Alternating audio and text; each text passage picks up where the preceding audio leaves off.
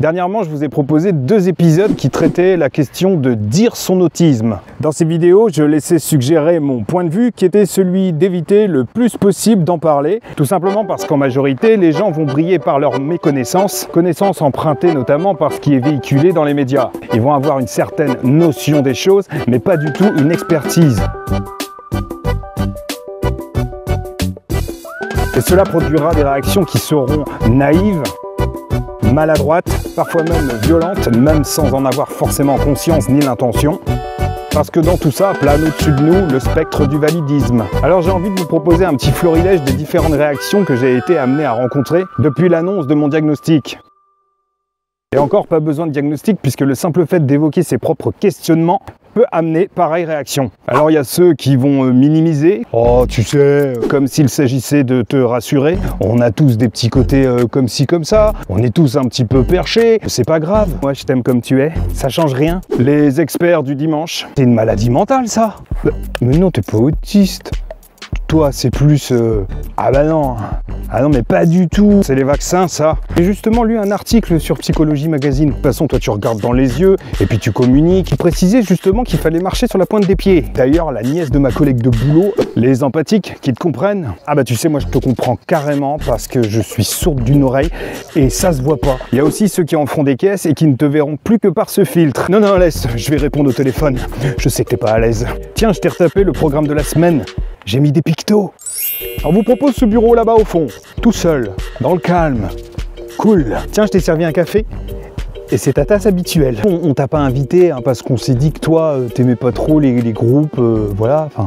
Et toujours dans le registre de ceux qui en font des caisses. L'autre jour sur France 2, il y avait un téléfilm suivi d'un débat. Je t'enverrai le replay par mail. Sinon, je t'ai découpé un article dans le journal. Ça parle d'un autiste auto-entrepreneur qui a ouvert une pizza food truck. Tu savais que l'acteur Anthony Hopkins était autiste? T'aimes bien ces films? Ceux qui s'autorisent à apporter une petite nuance. Enfin, tous ces trucs, c'est un peu à la mode en ce moment. Hein. Tu sais, c'est comme à l'école avec tous ces enfants distruct machin. Ça, c'est autisme? Non. Non. Asperger. Asperger. Oui. Plus ça. Et il y a aussi ceux avec qui tu as l'impression de jamais en avoir parlé. Il fait beau aujourd'hui. Et en fait, avec eux, tu as l'impression qu'il y a un truc qui s'est brisé ou une espèce de tabou qui s'érige. Et d'ailleurs, le melon, il est pas mal cette année. Le melon. Avec des stratégies d'évitement permanentes. T'as vu le feu d'artifice? Heureusement qu'on peut compter sur ceux qui sont curieux et veulent en savoir davantage. Ah ouais, du coup, tu devais être bon à l'école. Mais il y a aussi ceux qui l'ont toujours su. Ah non mais c'était évident, vu comment t'as pas les codes sociaux, que t'es un impoli en soirée, il y a ceux qui désormais en profiteront pour s'appuyer dessus comme solution. Vous savez bien qu'avec lui, on peut pas communiquer, enfin, donc c'est normal qu'on se prenne la tête. Il est un peu, hein, c'est pas de ma faute. Enfin, faut pas non plus se cacher tout le temps derrière. Des fois quand même tu comprends rien, on se demande si tu fais pas exprès.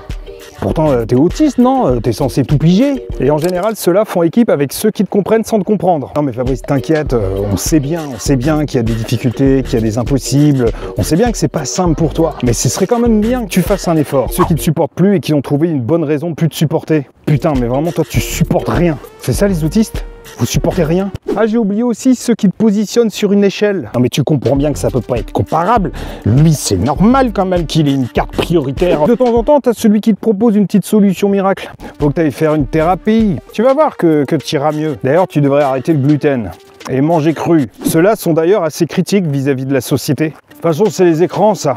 À la fin, il n'y aura plus que des autistes. Ceux avec qui tu peux refaire le monde. On ne s'accepte pas comme on est. On a besoin de se trouver des problèmes, de se raccrocher, s'identifier. Ceux qui ont besoin de te projeter dans l'avenir. Et du coup, maintenant que tu le sais, ça sert à quoi? Pour ma part, j'ai eu à peu près tout ça. Pour moi, le signifiant unique autisme, il n'est pas suffisant. On se retrouve rapidement face à des écueils sémantiques et que la différence entre une notion et un objet d'expertise, c'est justement le fait que la notion est connectée à l'histoire de la personne, à ses hypothèses de travail, sa façon d'être au monde, à ce qu'il comprend, à sa culture, à son éducation. Et c'est seulement le fait d'attaquer de front, d'étudier les phénomènes qui permettent de se décaler, de se déconstruire, de conceptualiser davantage, de de manière à avoir une approche qui soit pas aussi directe, aussi brute, aussi expulsée. Comme on est tous différents, j'ai l'impression que systématiquement les gens seront à côté de la plaque.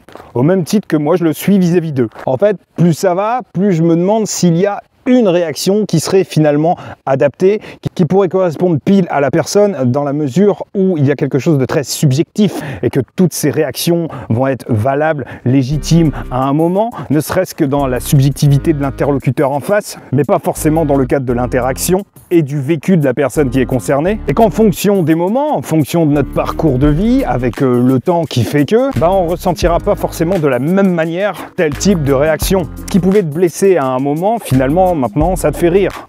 Ou le contraire. Mais comme il faut de tout pour faire un monde, je me dis que ce panel de réactions, c'est comme un arc-en-ciel avec plein de nuances, avec plein de gradations. Et finalement, même si parfois ça me saoule ou ça m'a saoulé, j'ai le sentiment que tout ce qui pouvait me déranger au travers de ces retours, au travers de ces feedbacks, c'était finalement une occasion pour moi de me bonifier, en tout cas dans l'appréhension que je pouvais avoir vis-à-vis de ma condition, vis-à-vis de ce que je suis. J'ai l'impression qu'à chaque fois, il y avait un petit miroir en fait, un petit miroir sur moi-même et un message en fait à prendre.